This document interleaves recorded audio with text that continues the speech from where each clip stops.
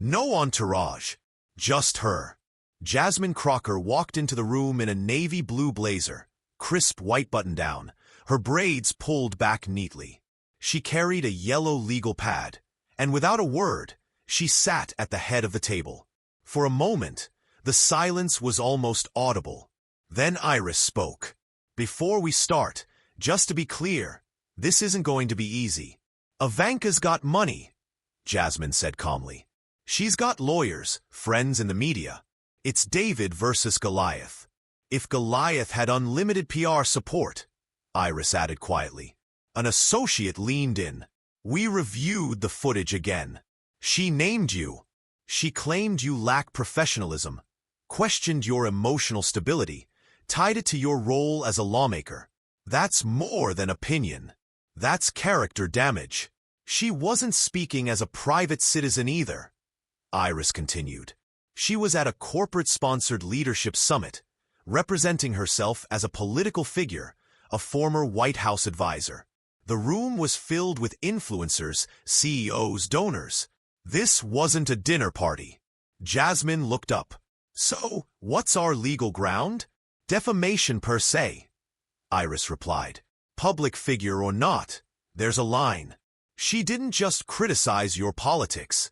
She implied you were mentally unfit for leadership. That's not protected speech when it's false and provably damaging." Jasmine asked, "Damages?"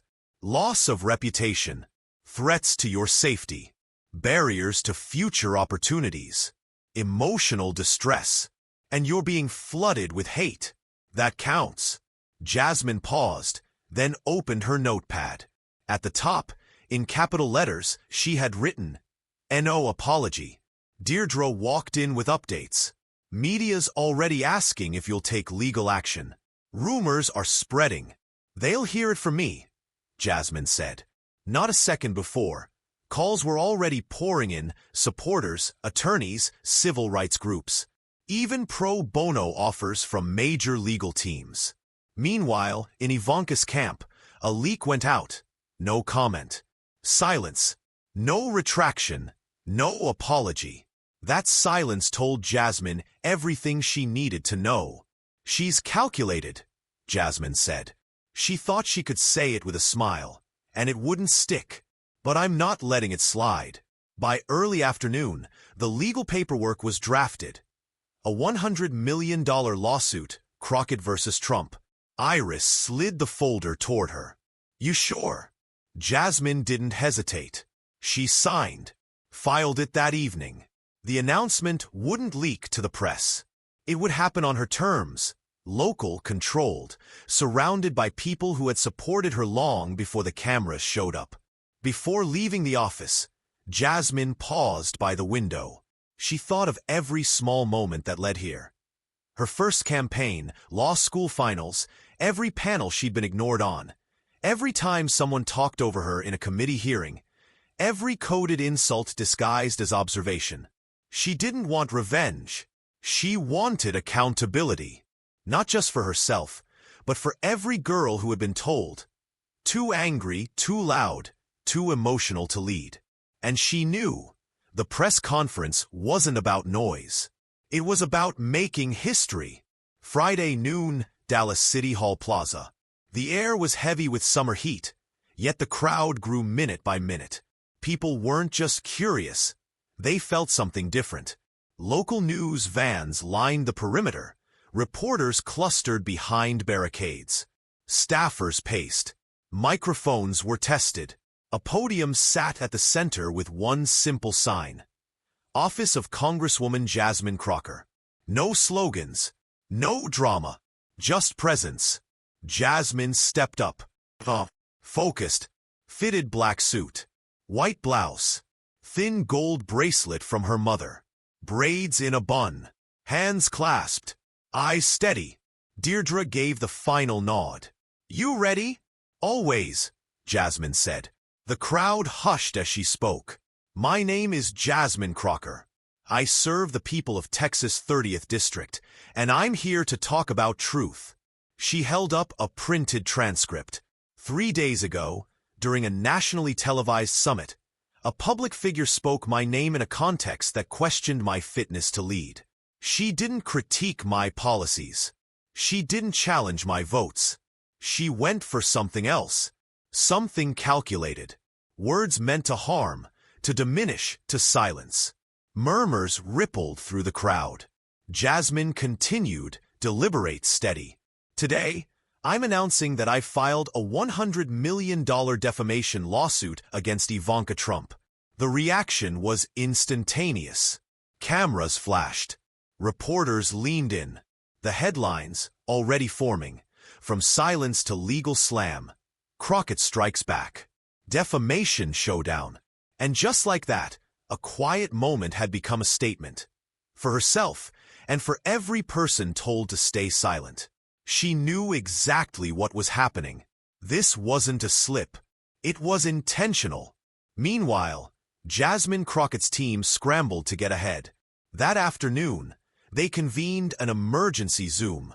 Cameras off, voices tight. Deirdre Monroe spoke first. All right, everyone. This just blew a hole through our week. We need a plan. One staffer asked. Are we releasing a statement? Deirdre shook her head. Not yet. Jasmine doesn't want to say anything tonight. And Jasmine stayed quiet all day. Not because she had nothing to say, but because she understood how fast things spiral when anger drives the words. Her name had been thrown into a fire she hadn't started, and she wasn't about to fuel it with a rushed statement. Still, she watched. Every comment, every viral clip, every think piece. The politics of respectability in the Crockett moment. Ivanka's misstep. A case study in microaggressions. Her phone buzzed nonstop. She ignored most of it, until a text from Representative Leah Bramson from Ohio stopped her. Leah, if you want to respond, I'll stand with you. Just say the word, Jasmine read. I appreciate you still deciding, came the reply. Then came the DMs. Some supportive, some venomous. One lingered in her mind. I'm a law student, first black woman in my family to graduate college. Watching them say you're too emotional just broke something in me. Thank you for being out there. Don't let this go. Jasmine read it twice. By nightfall, the mainstream media had caught up. CNN ran a segment on Aaron Burnett out front, showing the clip and asking a panel of pundits whether Ivanka had crossed the line. A white male analyst shrugged. Was it the most respectful? Maybe not. But it's politics. People take shots. An anchor from a black-owned station cut in sharply. That wasn't a shot. That was a slap in the face, wrapped in white privilege. Jasmine sat in her living room, lights off except for the soft glow of her laptop. She didn't need pundits to explain what had happened. She'd seen this all her life. People talking around black women as if they were too much, too loud, too everything. Always with that soft, polite tone. But this felt different. The speed, the reaction. Her phone never stopped vibrating. This wasn't just noise. It was movement. Before anyone else spoke for her, Jasmine had to decide. Do I clap back, or do I make this count? By sunrise, her name was everywhere. She woke before the sun had cracked through her Dallas blinds. Sleep hadn't come easily. Coffee wasn't needed. Adrenaline was enough. Her phone buzzed with notifications. National outlets wanted interviews. Editorials questioned whether Ivanka's comments could derail her career. The nerve. She sat on the edge of her bed, t-shirt and sweatpants, elbows on knees, staring at the floor. The clip replayed in her mind. Not just what Ivanka said, but how she said it, calm, controlled, as if it were just another bullet in a PowerPoint presentation. Her apartment was silent, but her thoughts weren't. 10 minutes later, she called her mother. Mama, you up? Baby, I've been up since 5. You okay? Jasmine didn't answer immediately. Her mother let out a breath. I saw the clip. A pause. And you meant every word? I know. You don't have to prove anything to these people, Jazz, her mother said. But you also don't have to let it slide. Jasmine's eyes welled, but she wiped them quickly. I'm not rushing into anything. She hung up and dialed her communications director, Talia. Nothing goes out. No statements. No interviews. Give me 24 hours. Let it breathe. Talia hesitated. You sure? Even a short statement could slow the story.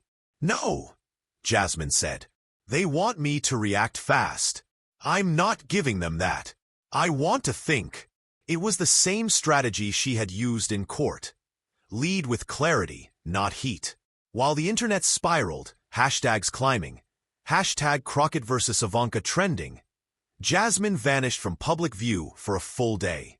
No tweets, no press conferences, no quotes. She spent the day at a small law office in Oak Cliff, sitting across from Iris Kaplan, a civil rights attorney and former mentor. Iris had a voice like sandpaper, sharp, direct. You already know what I'm going to say, Iris began, arms crossed. Jasmine raised an eyebrow. Say it anyway.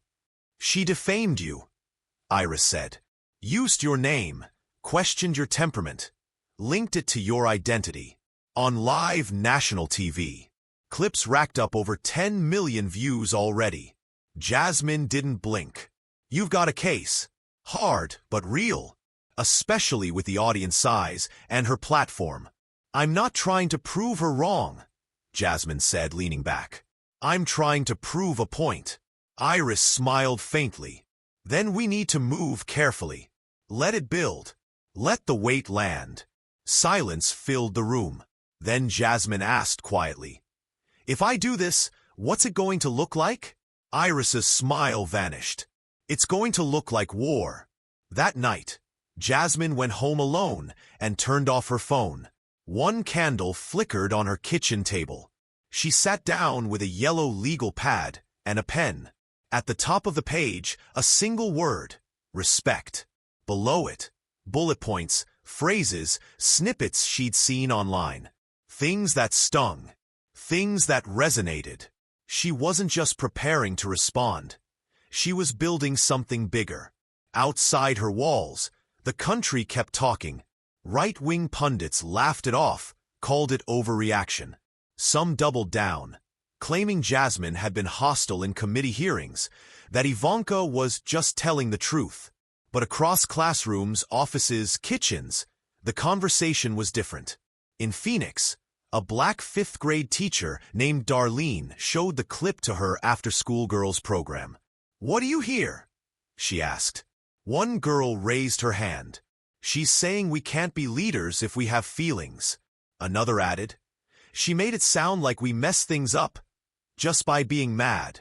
Jasmine Crockett wasn't just a politician. She was a mirror for people who had been told they were too much, just for being real. But Jasmine wasn't ready to act publicly. Not until her message was sharper than the insult.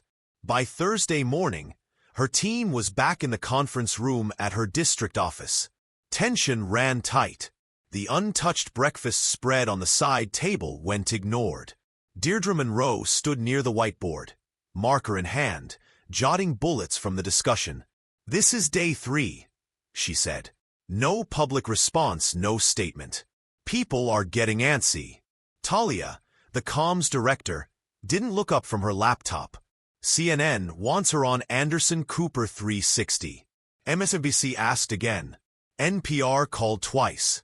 Someone muttered, we could run a soft piece, lean into healing leadership, get ahead of the wave. Jasmine walked in mid-sentence, coat over her arm, folder tucked under it. Direct. No soft piece, she said. She set the folder on the table. We're not managing this like a PR slip. This wasn't poor wording. This was personal, intentional. The room went silent. Look, she continued. We're not just dealing with her words. We're dealing with what they represent. I don't want to explain why I'm not what she said. I want to explain why this matters. Her team paused, absorbing it. Deirdre finally asked, So what do you want to say, Jazz? Jasmine leaned on the table, arms folded. Nothing. Not yet. I want to do something first. Later that day, Jasmine sat down for a private meeting with two trusted policy aides and Iris Kaplan. The legal folder lay open between them. Timestamps, transcripts, printouts of viral posts, internal memos. Iris pointed at the clip transcript. Her words were clear. She used your name, implied a mental state, questioned your professionalism, then linked that to your identity. That's defamation, and we can argue it. Jasmine shook her head slightly. It's more than that. She didn't just hurt my image. She cracked open every stereotype people have been throwing at black women forever. And she did it on the record. Iris nodded. Exactly. It's not just your reputation. It's your credibility as a public servant. That's your professional currency. A younger aide spoke up. People are rallying around you. Timing is powerful. Black women across the country are talking. College groups, faith leaders, even some women on the Hill. Her phone buzzed. Congresswoman Carla Eston from New Mexico. Whatever you need. Period. Jasmine exhaled. This wasn't just a firestorm anymore. It was pressure. Moral, emotional, professional. And it wasn't just coming from the outside. Her voters, supporters, mentors. Everyone was watching, waiting to see if she would fold, flinch, or fight. That night, Reverend Franklin Keyes from Shiloh Baptist Church in Fort Worth called personally. Weathered firm. Sister Jasmine, let me tell you something. You carry more than your name now. This isn't about her words. It's about who we let talk over us. Without accountability. I hear you, Jasmine said quietly. Make sure she hears you too, he added. Back on Capitol Hill, whispers were growing louder. Conservative pundits suggested she was dragging it out for attention. One anchor even said she should move on and stop making it about race. That one pushed her too far. Standing in her kitchen, phone in hand, replaying the segment, something shifted in her tone. She didn't yell. She didn't panic. But when she called Deirdre late that night, get Iris. Schedule the press conference. I'm not giving them the soundbite they want, but they're going to get a headline they weren't ready for. Jasmine didn't just want attention. She wanted accountability. And she knew exactly how to get it. The next morning felt different. Jasmine Crockett wasn't preparing a response. She was preparing a move. A ripple through the very structure of how women like her are spoken about in politics. The legal team gathered in a private boardroom at a mid-rise off Ross Avenue in Dallas. Iris arrived first, followed by two junior associates. Folders thick with printed emails, press transcripts, and a detailed timeline of events lined the table. When Jasmine entered, she wasn't flanked by anyone. She walked in alone. No entourage. Just her. Navy blue blazer, crisp white button-down, fresh braids pulled back clean. She carried a yellow legal pad and sat at the head of the table without saying a word. For the first minute, Iris broke the silence. Before we start, just to be clear, this isn't going to be easy. Ivanka's got money. She's got lawyers. She's got friends in the media. This is David versus Goliath. If Goliath had unlimited PR support. I know, Jasmine said calmly. But I'm not filing this suit to play defense. One of the associates leaned in. We reviewed the footage again. She made a direct claim that you lack professionalism and emotional stability. She tied it to your role as a lawmaker. That's more than opinion. That's character damage. She wasn't speaking as a private citizen either, Iris added. She was at a corporate-sponsored leadership summit, representing herself as a political figure, a former White House advisor. The room was filled with CEOs, donors, influencers. This wasn't a dinner party. Jasmine looked up. So what's our legal ground? Defamation per se, Iris said. Public figure or not, there's a line. She didn't just criticize your politics. She implied you were mentally unfit for leadership. That's not protected speech when it's false and provably damaging. And the damages? Jasmine asked. Loss of reputation, threats to your safety, barriers to future career opportunities, emotional distress. Plus, you're being flooded with hate. That counts, Jasmine said, quiet for a moment. Then she opened her notepad. On the top sheet, in capital letters, "No apology." Deirdre walked in mid-conversation with fresh updates. Media's already asking if you'll take legal action. We haven't confirmed anything, but the rumors are spreading. They'll hear it when I say it, Jasmine said, not a second before. Outside the room, calls poured into her office. Supporters, attorneys from across the country offering pro bono help.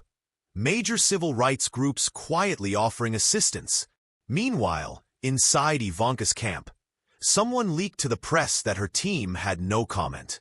Still, she hadn't walked back the statement, hadn't clarified, hadn't even blinked publicly.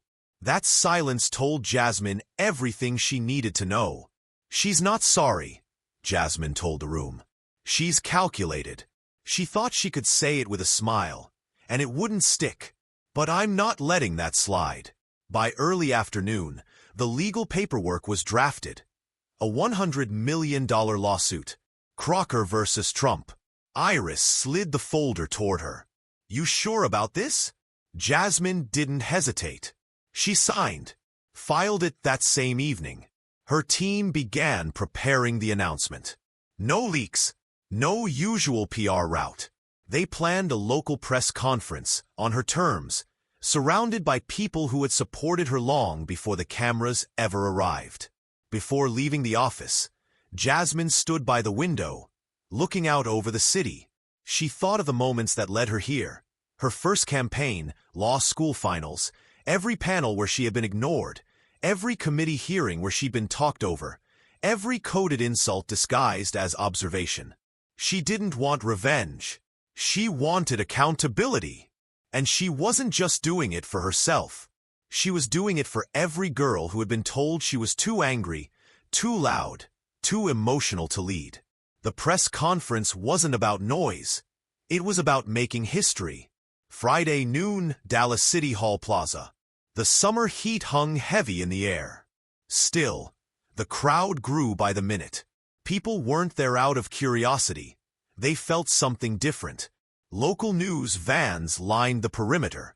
Reporters pressed shoulder to shoulder behind barricades. Staffers paced. Microphones were tested. A podium sat at the center with one plain sign. Office of Congresswoman Jasmine Crockett. No slogans. No drama. Just presence. Jasmine was calm, focused, dressed in a fitted black suit, white blouse. No jewelry except a thin gold bracelet her mother had given her when she passed the bar. Her braids were pulled into a bun, hands clasped, eyes steady. Deirdre gave her the final nod. You ready? Always, Jasmine said. As she stepped to the podium, the crowd hushed. Even murmurs from the back faded. She looked out, paused, and took a breath. My name is Jasmine Crockett. I serve the people of Texas's 30th District, and I'm here today to talk about truth. Click. Camera snapped. Boom. Mics leaned in.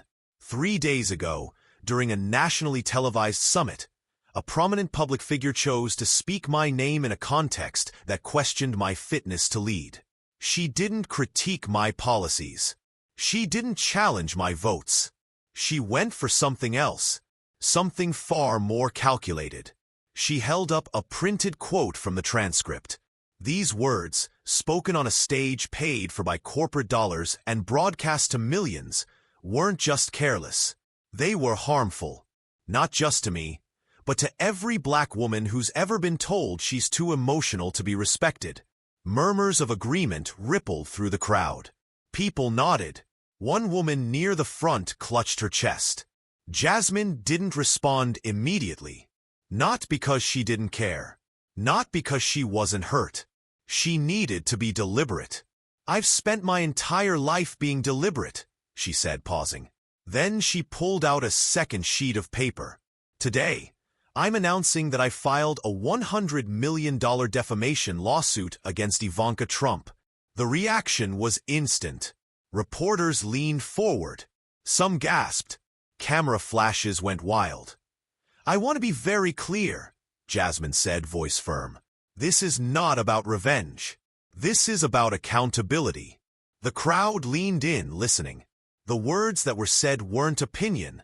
They were character attacks. Reckless, part of a long, ugly pattern of silencing women like me. She stepped back slightly, letting the weight of the moment settle. "I didn't grow up with a silver spoon. I didn't come from a political dynasty. Everything I have, I earned.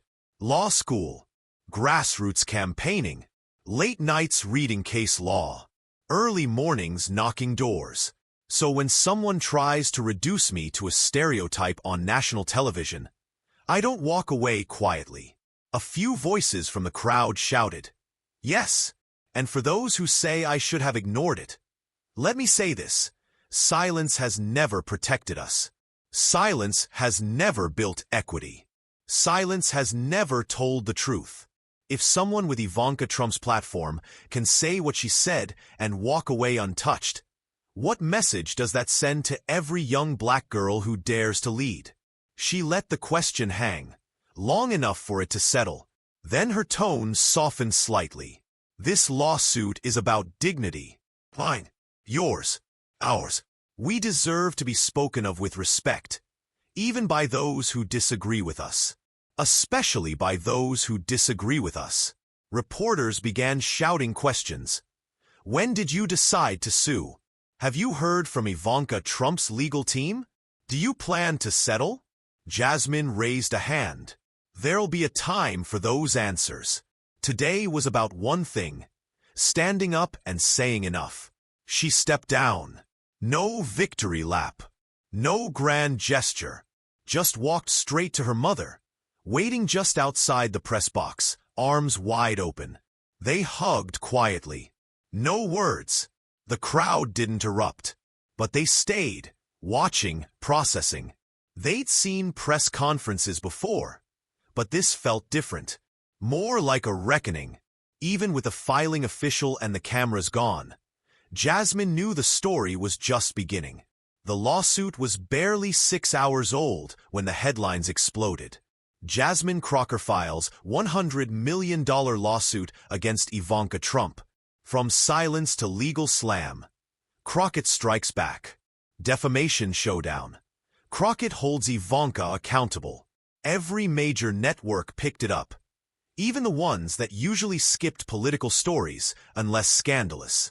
This one had everything: money, power, race, politics, and a famous last name. Fox News ran it first. Panel of 5 talking heads. "She's just playing the victim," one man barked. "She waited too long to respond. That makes it opportunistic," a woman added. "Ivanka was stating an opinion," another chimed in. "It's freedom of speech," yet another said. Outside the echo chamber, responses were very different.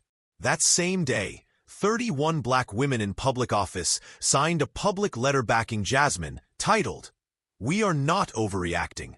We are done being mute." On The View, co-host Arlette Banks, herself a former state senator, got emotional reading the lawsuit excerpt. "This isn't just about Jasmine. I've had white donors question my tone in meetings. I've had colleagues tell me to smile more. You think this lawsuit is dramatic? It's overdue." On TikTok, young black women stitched together videos of Jasmine's speech with their own workplace stories. Called aggressive in meetings, labeled difficult for doing their jobs. Back in Dallas, Jasmine kept working like nothing had changed. She met constituents, reviewed housing policy drafts, attended a town hall in Oak Cliff, answering every question without skipping a beat. To her, the lawsuit wasn't a distraction. It was a statement. Her job hadn't changed. Her voice hadn't wavered. She wasn't shrinking because someone tried to box her in. But the backlash was real. Her office received over 100 angry voicemails in the first 2 days. Staff filtered messages for threats. One email read, "Go back to being a public defender if you can't take criticism." Another, more sinister, "Hope that lawsuit bankrupts you. You people always want something for free." Jasmine never responded directly. When Deirdre handed her the latest batch of filtered hate mail, she didn't flinch. She slid it into a folder labeled Noise and focused on letters like this one, from a retired school principal in St. Louis. "Dear Congresswoman Crocker, I'm 71 years old. I've worked under 5 principals, 4 superintendents, and 3 mayors. Every one of them questioned my tone at some point. You're doing this for more than just yourself. Thank you." That letter stayed on her desk.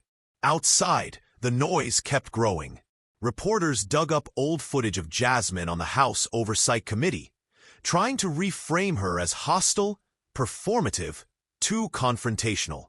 Conservative influencers circulated misleading clips of her interrupting Republican colleagues. Even those efforts started to backfire. Political strategist and commentator Eliza Parent went viral on X. Imagine being more upset about Jasmine Crocker suing over a public insult than about the fact that powerful white women think they can say anything without consequence. Inside Ivanka Trump's circle? Silence. No public apology. No clarification. One vague legal statement from a spokesperson. "We believe this lawsuit is without merit and are confident in our position." Silence again said a lot. Meanwhile, Jasmine kept showing up. No drama. No back and forth with pundits. She let the legal process breathe the way she let her response breathe days earlier. And what caught people off guard? What caught everyone off guard wasn't the lawsuit itself. It was how composed Jasmine remained. In an interview with the Texas Tribune, she was asked, "Do you feel vindicated by the support?" She smiled. "I didn't do this for a round of applause. I did this because sometimes silence makes you complicit." The more Jasmine stood firm, the louder others began speaking, for her and for themselves.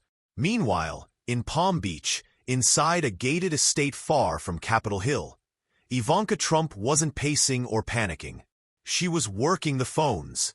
The moment news broke about Jasmine Crocker's lawsuit, Ivanka's top legal advisor, Marla Cheney, flew in from New York. They sat in a sunlit study overlooking the courtyard, the air heavy with expensive perfume and freshly brewed espresso. "I need to know how bad this is legally," Ivanka said, brushing a loose strand of hair behind her ear. Marla didn't sugarcoat it. "It's bad." Ivanka narrowed her eyes. "It's opinion. I didn't lie." Marla held up the printout, the quote circled in red. "You said her name, then implied she's emotionally unstable and lacks professionalism. On a live, public stage. That's not protected when it's specific and damaging." Ivanka leaned back, exhaling hard. "Everyone's so sensitive now. I didn't mean it like that." "It doesn't matter how you meant it," Marla snapped. "It's about how it landed. And how it's playing." Ivanka reached for her phone. "Has Dad said anything?" "He's not going to," Marla said.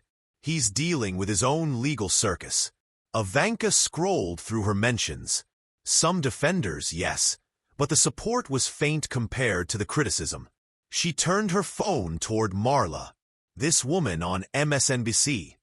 She just said I triggered an entire generation of black women."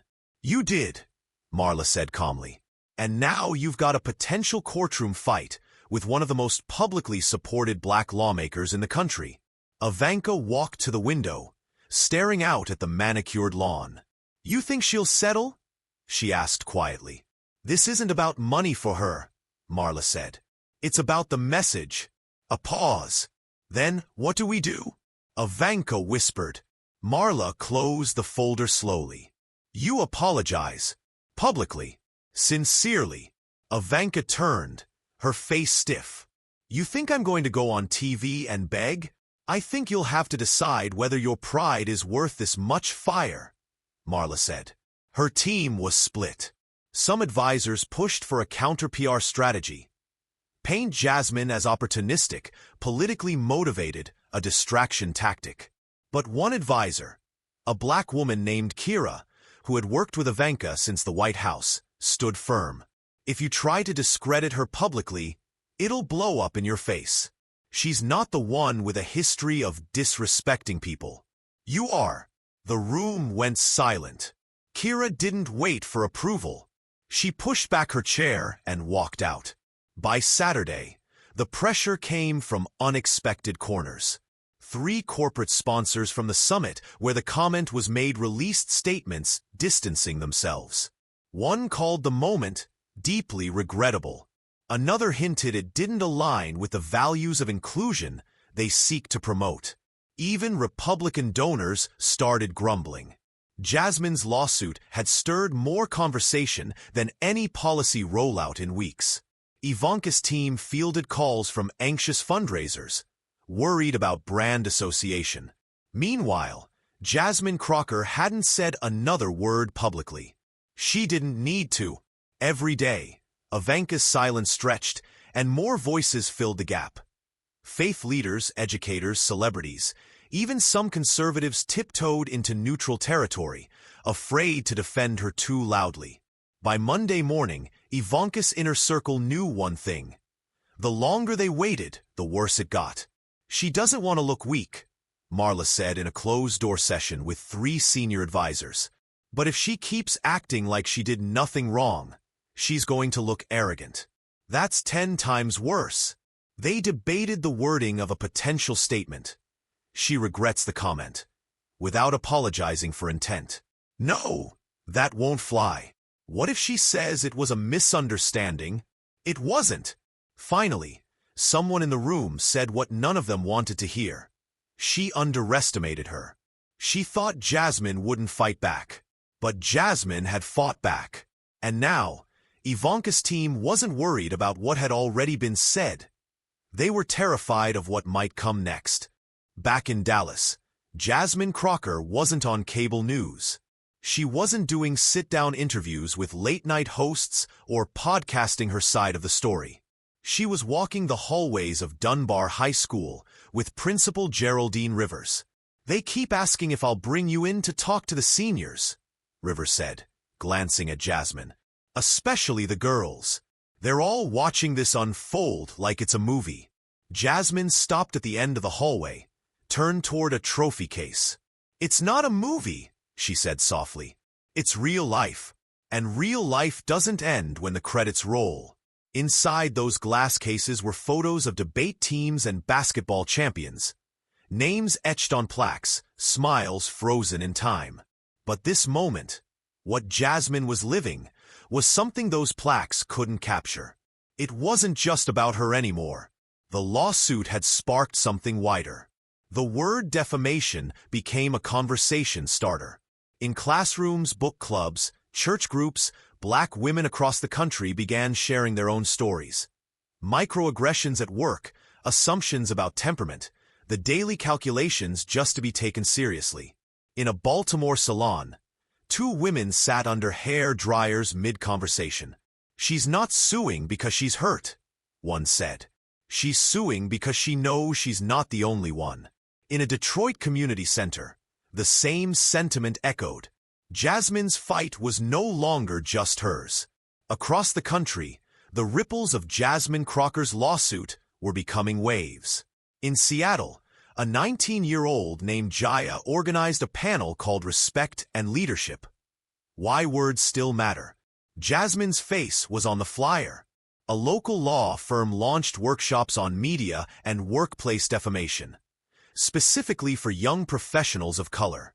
On social media, people weren't just watching the story. They were reflecting on how often moments like this were excused, laughed off, or buried. Still, some questioned Jasmine's motives.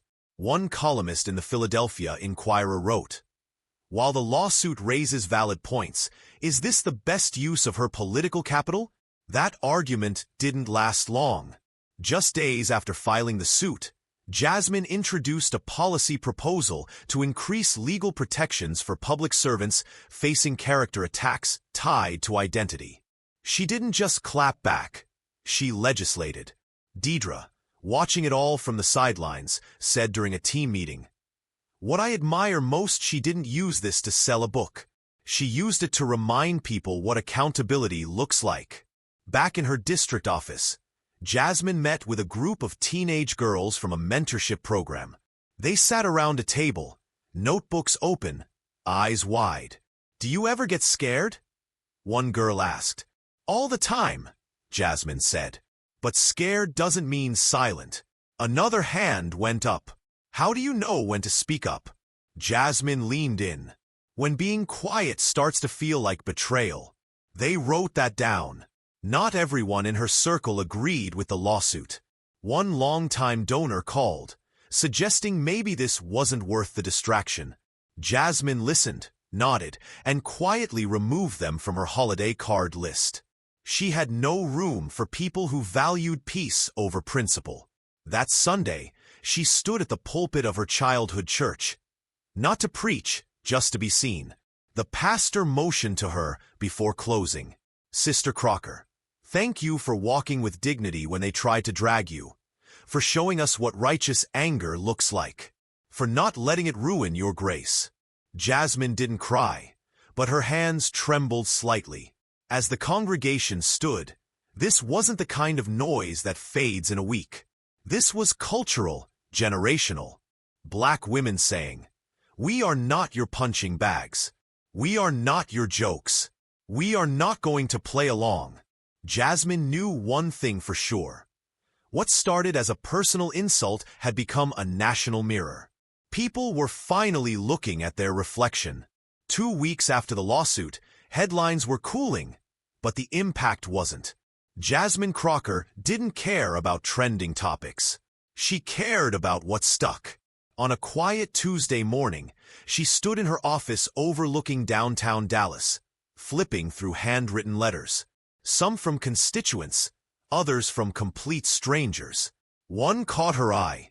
"I'm 14, and I want to be a lawyer like you. My teacher played your press conference in class. Everyone said you looked angry, but I thought you looked brave."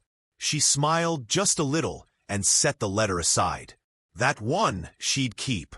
Her phone buzzed. It was Iris Kaplan. Judge signed off on the service. "Ivanka's team has the paperwork. Clock starts now." Jasmine didn't respond immediately. She didn't feel victorious, didn't feel relieved.